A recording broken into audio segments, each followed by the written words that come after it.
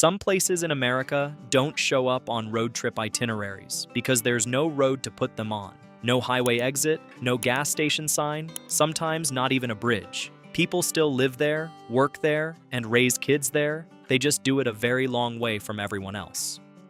So let's get into 15 most isolated places in America you never heard of. Number 15, Ocracoke Island, North Carolina. Ocracoke sits at the southern tip of North Carolina's Outer Banks, a 16-mile sliver of sand with no bridge connecting it to anywhere. The only way in is by ferry from Hatteras, Cedar Island, or Swan Quarter, or by small plane if you'd rather skip the boat entirely.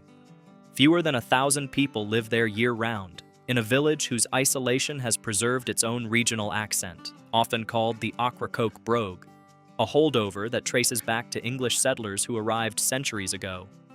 The island has a long history of staying just out of reach of the mainland in more ways than one. Blackbeard the pirate reportedly used its coves to hide from patrol ships in the early 1700s, and met his end just offshore in a battle with the British Navy in November 1718.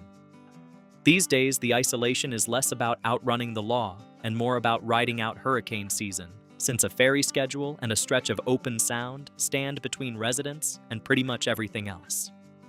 Wild ponies, believed to descend from Spanish mustangs, still roam parts of the island, protected within a National Park Service pen.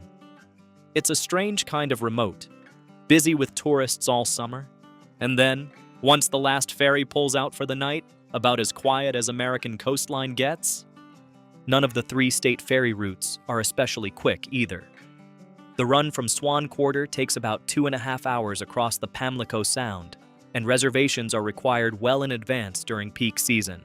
The only free option, a shorter Hatteras to Ocracoke crossing, still eats up the better part of an hour and runs on a first-come, first-served basis, meaning a long line of cars waiting on the sand isn't unusual on a busy summer weekend.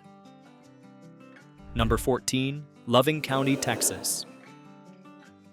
Loving County sits out in far west Texas, right against the New Mexico border, and it holds a title most places would rather not compete for, least populated county in the entire United States. As of recent counts, it's home to roughly 50 to 60 people, spread across 677 square miles of desert. Its only actual community is Mentone, the county seat, a town so small it has gone without a school, and for long stretches, without even a functioning gas station. The county courthouse in Mentone is, by a wide margin, the tallest building around, mostly because it's one of the only buildings around with a second floor. Between 1931 and 2004, the courthouse handled fewer than 750 civil cases total, most of them disputes between local oil and gas operators, since oil production is really the only reason Loving County still exists at all.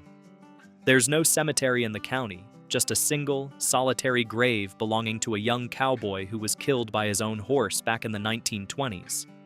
Loving County was actually the first county in Texas to have a female sheriff, appointed back in 1945, which is a fun bit of trivia for a place that most Texans, by their own admission, have never heard of either. Loving County has actually gone through a strange growth spurt of its own by its own tiny standards. Its population sat at just 67 people in the 2000 census, climbed slightly in the years after, and has bounced around in the 50s and 60s ever since, largely tracking the fortunes of the oil industry that keeps a handful of families tied to the land. The interstate skirts around the county entirely, so unlike a lot of remote places on this list, getting to Loving County isn't really a matter of distance so much as a matter of having a reason to turn off the highway at all. Number 13. Smith Island, Maryland. Smith Island is the only inhabited island in Maryland that has no bridge and no road connection to the mainland whatsoever. To get there, you take a ferry from Crisfield or Point Lookout, and that's it. That's the only option. The island is split into 3 small villages, Ewell, Rhodes Point, and Tylerton, and its year-round population has fallen to somewhere around 150 to 200 people, down from roughly 1,000 a century ago. Residents here descend largely from English and Welsh settlers who arrived in the 1600s, and centuries of near-total isolation left behind a distinctive accent that linguists say echoes England's West Country, the same region many of the original families came from. Most locals make their living crabbing and oyster dredging, the same trades their ancestors worked generations ago. Smith Island's bigger problem these days isn't isolation, it's disappearance. Rising sea levels and erosion have been steadily eating away at the island for decades, and in 2013, Maryland offered residents a buyout to relocate to the mainland entirely. Not one person took the deal. As one longtime resident put it when asked about the offer, tearing down the homes would have been the death of the island, so the state simply dropped the plan and the crabbers stayed put. The island has lost more than 3,300 acres of wetlands over the past century and a half, and it isn't a single connected landmass so much as a scattering of low marsh and mudflats split between the three villages. Ewell and Rhodes Point are linked by a short bridge, but Tylerton sits on its own separate patch of land, meaning even getting between two parts of this already isolated island requires its own short boat ride. Number 12, Isle Royale, Michigan. Isle Royale sits way up in Lake Superior, closer to Canada and Minnesota than to the rest of Michigan, and it holds a distinction shared by no other national park in the country. It closes completely every winter. There are no roads on the island, no cars, no ferries or ports capable of reaching it once the weather turns. So from November through mid-April, the entire park effectively shuts its doors and waits out the season alone. Getting there in the warmer months requires either a multi-hour ferry ride from Michigan or Minnesota, or a seaplane flight that takes less than an hour but is notoriously prone to weather delays. Once you're actually on the island, walking and paddling are your only options, since wheeled vehicles aren't allowed at all. Isle Royale also happens to be one of the least visited national parks in the country, and yet it has one of the highest rates of returning visitors of any park in the system, which tells you something about what people find once they finally make the trip. The island is famous in ecology circles for hosting one of the longest-running predator-prey studies on Earth, tracking the relationship between its wolves and moose populations since the 1950s. It's a rare case of a place that's simultaneously a scientific landmark and one of the hardest national parks in America to actually set foot on. The park itself is enormous once you actually reach it, encompassing over 500,000 acres, though the vast majority of that acreage is underwater, since Isle Royale is really an archipelago of more than 400 smaller islands surrounding the main landmass. Once you're there, over 165 miles of hiking trails wind through the interior, but there's no quick way to cut a trip short if the weather turns, since the same boats and seaplanes that brought you in are often the only way back out, and both are entirely at the mercy of Lake Superior's moods. Number 11, Kalaupapa, Hawaii. Kalaupapa sits on a narrow peninsula on the island of Molokai, boxed in by the ocean on 3 sides and by some of the tallest sea cliffs on Earth on the 4th. Starting in 1866, the Kingdom of Hawaii used that natural isolation deliberately, banishing anyone diagnosed with leprosy, now more accurately called Hansen's disease, to live out their lives there, permanently separated from friends and family. Over more than a century of forced exile, roughly 8,000 people, most of them native Hawaiians, were sent to Kalaupapa, many arriving as children. A Belgian Catholic priest named Father Damien moved there voluntarily in 1873 to care for patients, eventually contracting the disease himself and dying there in 1889. Mandatory isolation didn't officially end until 1969, and even after that, a number of patients chose to stay in the only home many of them had ever really known. There's still no road connecting Kalaupapa to the rest of Molokai. Visitors today can only reach it by small plane, or by hiking or riding a mule down a 3-mile trail that switches back 26 times along those sea cliffs, and access is tightly limited through guided tours to protect the privacy of the small number of former patients who remain. Even getting a tour permit takes planning, since the number of visitors allowed onto the peninsula on any given day is capped, and options have narrowed further in recent years as fewer mule and hiking outfitters operate the trail than once did. Once a year, weather permitting, a barge still sails in from Honolulu to deliver a season's worth of heavier supplies, from rice and gasoline to hospital equipment. Since flying everything in piece by piece simply isn't practical for a community this cut off. Number 10. Slab City, California.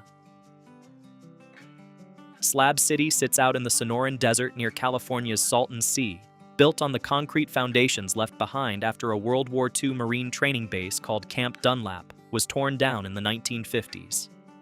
Once the military cleared out, squatters started moving onto the empty slabs, and over the following decades it grew into a permanent, entirely unofficial community that some residents proudly call the last free place in America.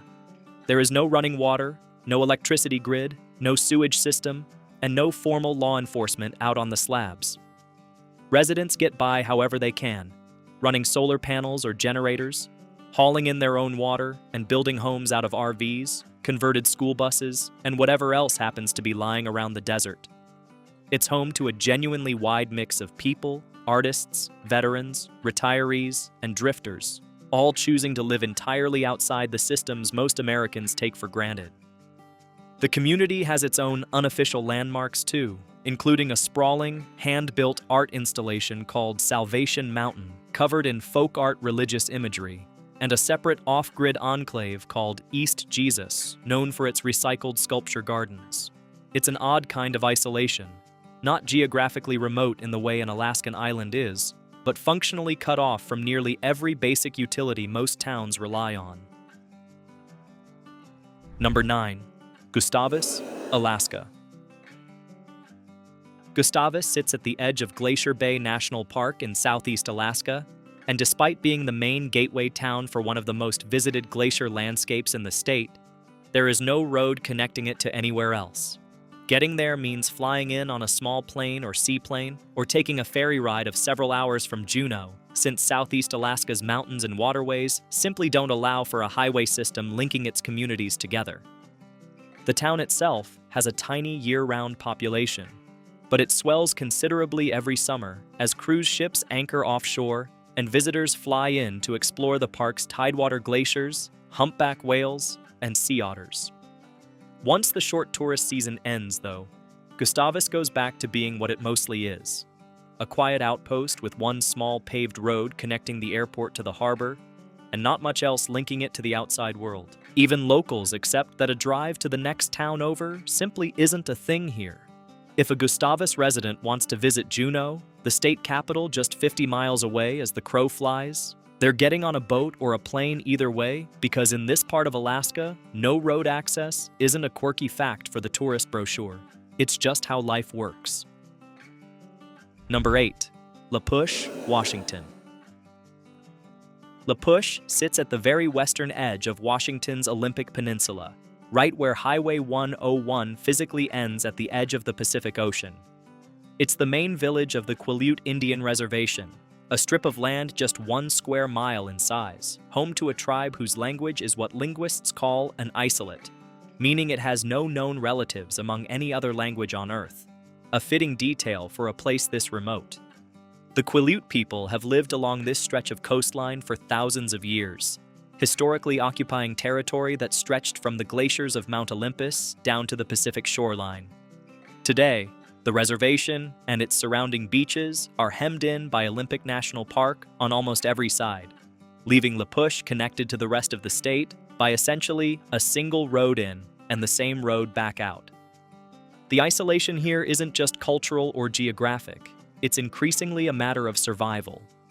The village sits at sea level, directly exposed to tsunami risk from Pacific earthquakes, and the Quileute tribe has spent years working to relocate its school, government buildings, and housing to higher ground nearby. It's a community holding on to one of the most dramatic stretches of coastline in the country, while quite literally planning its own retreat from the water that surrounds it. The reservation's boundaries themselves tell part of the isolation story. When the federal government formally established a 1 square mile reservation at La Push in 1889, it fenced the Quileute into a fraction of the territory their ancestors once occupied, and the surrounding coastal strip was later absorbed into Olympic National Park. meaning the tribe today is boxed in by protected federal land on nearly every side except the ocean itself. Number 7. Hyder, Alaska. Hyder holds a peculiar distinction. It's an American town that can only be reached by road through Canada. Tucked into the southern tip of Alaska's panhandle, right beside the Canadian mining town of Stewart, British Columbia, Hyder has no direct road connection to any other community in its own state. The only way to drive there is across the border, and the only other option is a twice-weekly mail float plane, weather permitting. Because of that geography, Hyder functions almost like an honorary Canadian town.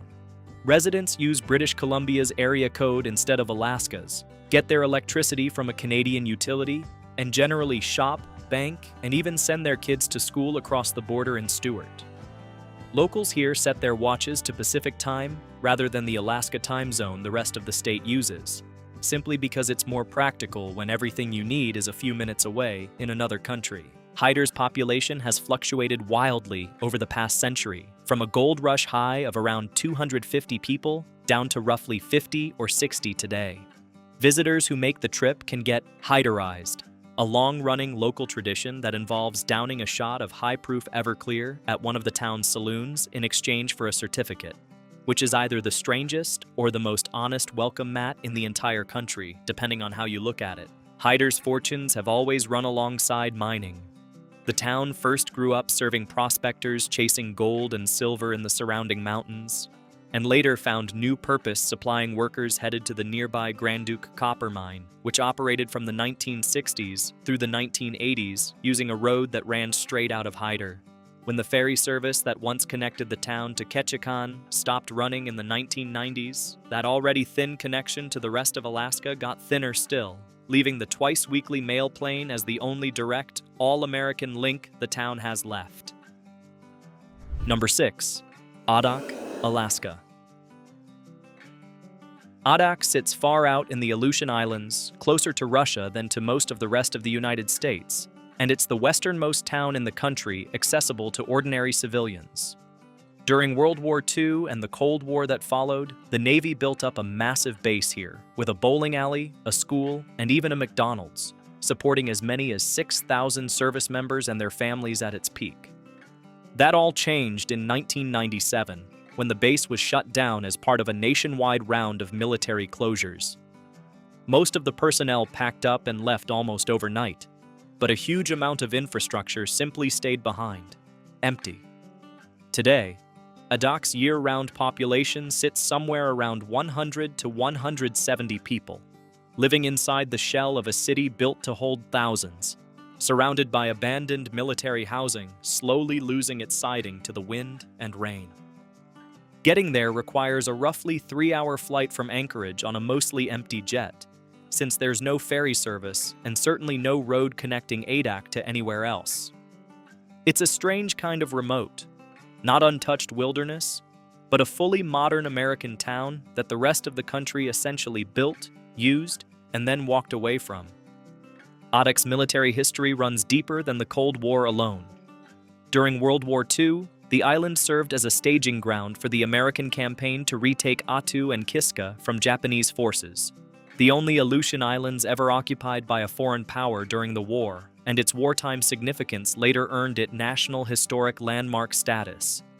Long before any of that, Adak was home to Aleut communities for thousands of years, until Russian traders relocated the island's original inhabitants to other settlements in the early 1800s, well over a century before the Navy ever arrived. Number 5. Whittier, Alaska. Whittier is a town of roughly 270 people on Alaska's Prince William Sound, and almost all of them live inside a single 14-story building called Baggage Towers.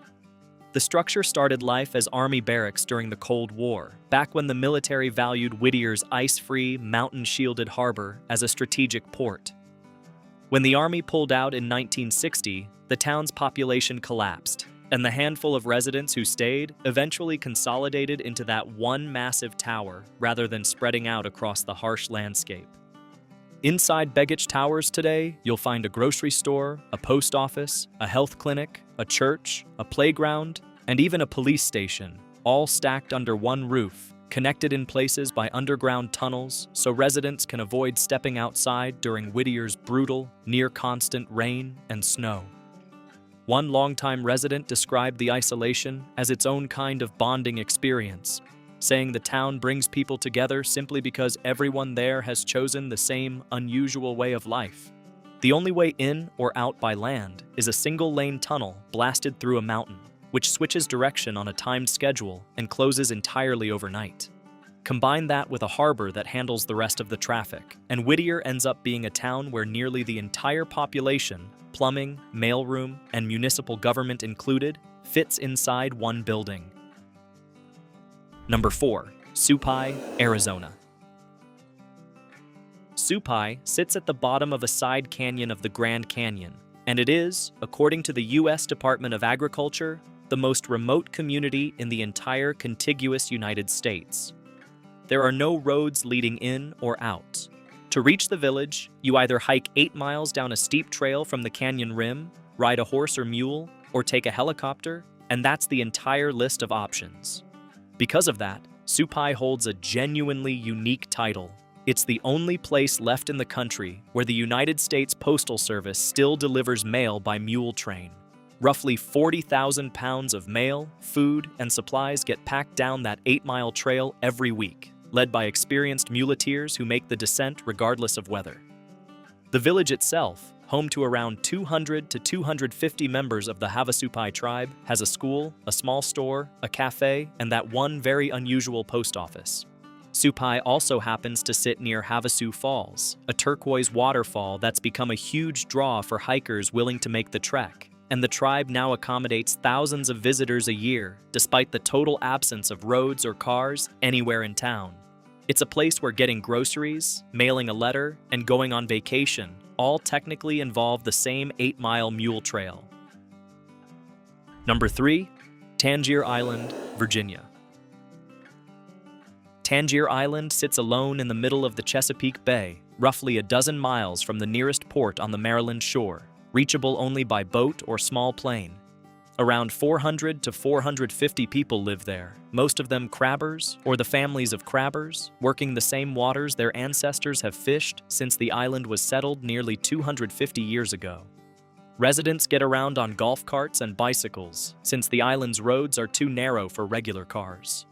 Centuries of isolation left the island with its own distinctive dialect, one some linguists trace back to the West Country of England, home to many of the original settlers. But Tangier's isolation today is a slow-motion emergency as much as a quirky feature. The island has lost roughly 2/3 of its landmass since 1850, and researchers estimate it could become uninhabitable marshland within just a few decades if nothing is done to slow the erosion. Longtime Tangier Mayor James Uker Eskridge, a fourth-generation waterman, has said it would be unthinkable to simply abandon the island and start over somewhere else, and the community has pushed hard for federal help building seawalls to buy themselves more time. For now, Tangier remains what it's always been, a tight-knit fishing community that happens to be racing against the very water that surrounds it. The island has already shrunk to about 1/3 of the size it was in the mid-1800s, and only a small fraction of its remaining acreage is considered high enough to safely build on. Tangier's very first European settlers were largely Cornish farmers and fishermen, and the island still flies a version of Cornwall's flag alongside the American one, a small nod to a heritage that's outlasted the land itself in some places nearby. Number 2. Buford, Wyoming. Buford sits along Interstate 80 between Cheyenne and Laramie, and for decades it held the self-proclaimed title of the smallest town in the entire United States, with a population of exactly 1. That one resident was Don Salmons, who moved there with his family in 1980 and eventually became the town's sole inhabitant, running its combination gas station, convenience store, and post office almost single-handedly after everyone else moved away. Buford wasn't always this quiet. It started out in the 1860s as an outpost along the Transcontinental Railroad, and once had as many as 2,000 residents passing through, including, at various points, President Ulysses S. Grant and the outlaw Butch Cassidy. But once the railroad got rerouted, the town slowly emptied out, until it was down to salmons and salmons alone. In 2012, after his wife had passed away and his son had grown up and moved on, Salmons decided it was time to sell and put the entire town, buildings, land, and all up for public auction.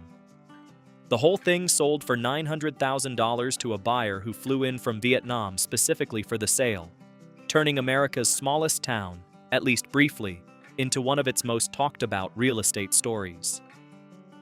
Number 1. Monowi, Nebraska.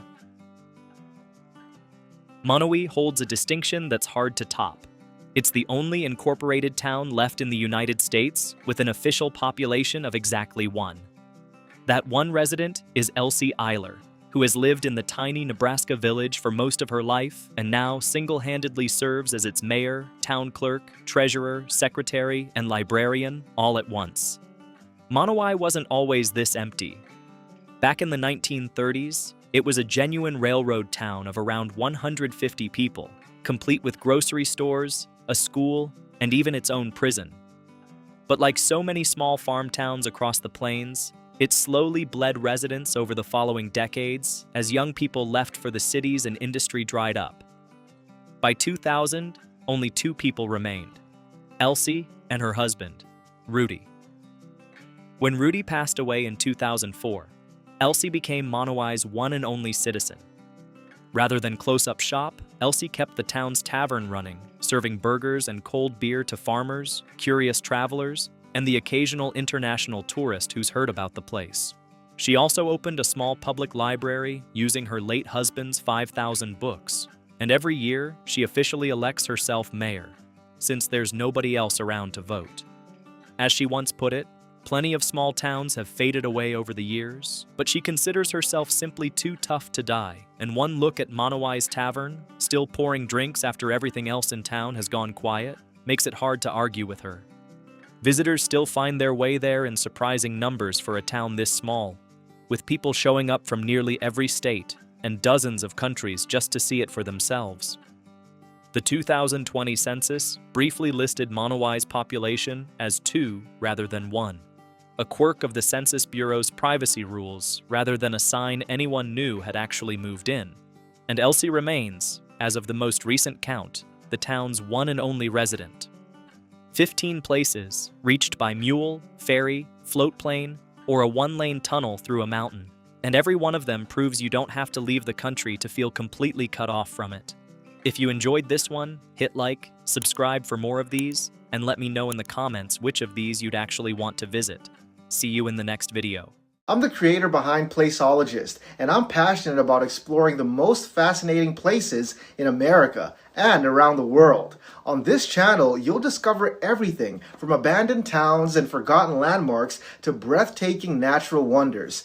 Every video is carefully researched, thoughtfully written, and meticulously crafted to make sure it's both informative and entertaining. Thank you for stopping by.